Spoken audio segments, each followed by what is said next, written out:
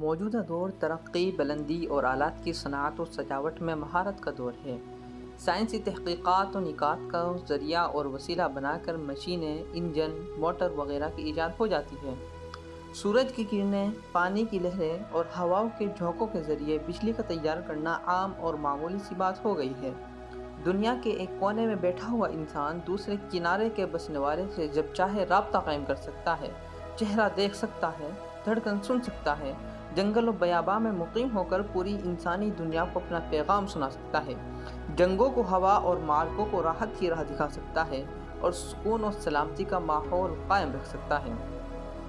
مغرب نے نہایت برق رفتاری سے عقلوں کو حیران کر دینے والی مشینوں کی صنعت کی، میزائلوں، ٹینکوں اور بمباریوں کے آلات تیار کیے، علاج و معالجے کے لیے دواؤں اور جلد شفا دینے والی میڈیسن ترتیب دی، دور دراز کے اسفار کے لیے ہوائی طیارے بنائے اور ان کے استعمال کے طریقے بتائے۔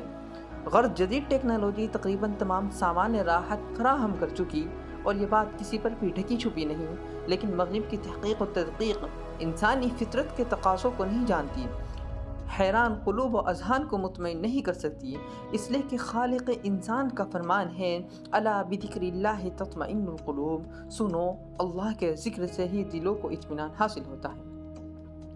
ان الہی فرمان کی تعلیم کا مغربی اذہان ادراک کرنے سے قاصر، مشرقی علوم کے سمجھنے سے عاجز اور خدا کے وجود اور اس کے قبضہ قدرت میں ہر چیز ہے، اس حق سے ناواقف ہیں۔ اگر مغربی تحقیق و ایجادات کے ساتھ مشرقی علوم شامل ہو جائیں تو در حقیقت مغربی ترقی اصل ترقی کہلائے گی، ورنہ صرف ظاہر پر قابو پا لینا اور باطن کو انتشار و اختلاف کے صحراؤں میں بے لگام چھوڑ دینا، خالق کی مرضیات کو نہ جاننا اور نامرضیات سے بے خبر رہنا، طاعت کو طاعت اور معصیت کو معصیت خیال نہ کرنا، جنگلی پن اور جہالت کے سوا اور کچھ نہیں۔ اس عقیدے کے بغیر مغرب دیگر حیوانوں کی طرح بس ایک حیوان ہے جو اپنی مشغولیات میں مصروف و منہمک اور حقیقت راہ سے ناآشنا ہے۔